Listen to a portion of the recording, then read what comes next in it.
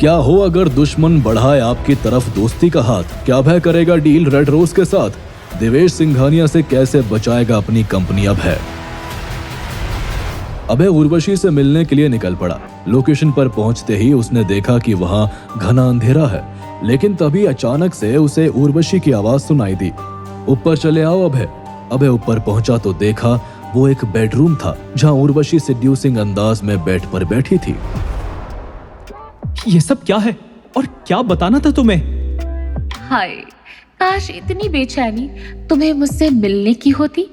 मुझे तुमसे एक डील करनी है। कैसी डील? अभय, मैं तुम्हें बता सकती हूँ कि तुम्हारे ऊपर 3 साल पहले पीछे से हमला किसने किया था। मैं तुम्हारी जिंदगी से जुड़ी सारी बातें तुम्हें बता दूंगी, लेकिन उसके बदले में तुम्हें मेरी मदद करनी होगी सानिया को किडनैप करने में। सानिया से दूर रहना। सोच लो अभय, तुम अभी मेरी जगह खड़े हो। तुम्हारे साथ कुछ भी हो सकता है। तुम कहना क्या चाहती हो? अगर ये बात है तो आज मेरा आखिरी वार होगा तुम पर। अगर आज तुम जीत गए तो तुम्हें मेरे आदमी कभी तंग नहीं करेंगे।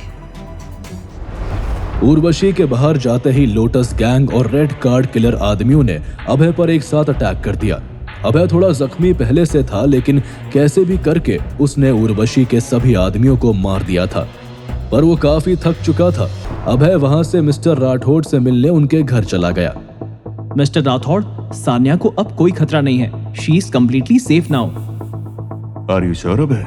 यस मिस्टर राठौड़, दुश्मन खत्म हो चुका है और उनका लीडर अब कभी यहाँ नहीं लौटने वाला। ये तो बहुत बड़ी गुड न्यूज है Abhay. Well done. Mister Rathore, अब मिशन कंप्लीट हो ही गया है तो आई थिंक हमें सानिया को एंगेजमेंट का सच बता देना चाहिए। ज्यादा देर की तो सानिया का दिल टूट जाएगा। अभय, अगर इस नाटक को सच्चाई में बदल दे तो ना किसी का दिल टूटेगा ना एंगेजमेंट। मिस्टर राठौड़, आप क्या बोल रहे हैं? आप तो चाहते ही नहीं थे कि मेरे और सानिया के बीच में कभी कुछ हो। पर अब मुझे लगता है तुम दोनों एक अच्छा कपल बन सकते हो। सानिया तुम्हारे साथ खुश रहेगी। Mister Rathore, I respect you and your emotions, पर मैं सानिया के लिए ऐसा कुछ नहीं फील करता। इसीलिए बेहतर होगा आप खुद उसे सारा सच बता दें।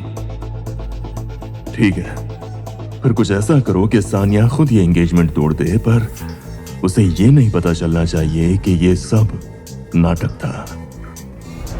अभय बाहर निकला और सोचने लगा, मिस्टर राठौड़ तो बहुत तेज निकले। उन्होंने मुझे बेवकूफ बना दिया। एंगेजमेंट खुद ने करवाई और तोड़ने के लिए मुझे कह रहे हैं। इसी सोच के साथ अभय सानिया के ऑफिस के अंदर पहुंचा। तुमसे एक बात करनी है सानिया। क्या बात है अभय, बताओ मुझे। मैं मुंबई जा रहा हूँ अपने पापा का बिजनेस संभालने। चलो, फाइनली तुमसे कुछ दिन तो पीछा छूटेगा। पीछा छूटा मतलब? मतलब यहाँ वैसे भी सोते ही रहते थे। ऐसा पिए किसको चाहिए? अच्छा है, वहाँ जाकर कुछ तो काम करोगे। तुम्हारा फियांसे जा रहा है और तुम्हें कोई फर्क ही नहीं पड़ रहा। देखना, मेरे जाने के बाद मुझे बहुत मिस करोगी तुम। चाहे तो शर्त लगा लो। ठीक है तो मिस सानिया राठौड़, लगी शर्त। देखते हैं कौन किसके पास दौड़ के आता है। अचानक अभय को एक बहुत तेज आवाज सुनाई दी। कहाँ है ये अभय? अभय और विशाल राठौड़ ने आवाज सुनी तो वो जल्दी से ऑफिस के बाहर निकले। बाहर निकलते ही उन्होंने देखा कि तरुण सिंघानिया अपने आदमियों के साथ ऑफिस के बाहर गुस्से में खड़े हुए थे। रॉयल बैंक के प्रेसिडेंट के साथ पंगा लेना कैसा होता है तुझे बहुत जल्दी पता चलने वाला है।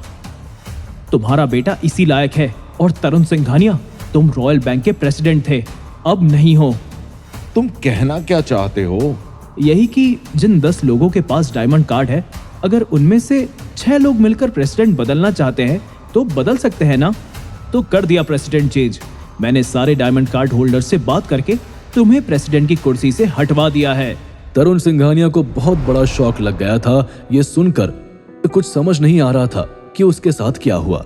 अभय जैसे ऑफिस से बाहर निकला, उसे मेहिका का कॉल आ गया।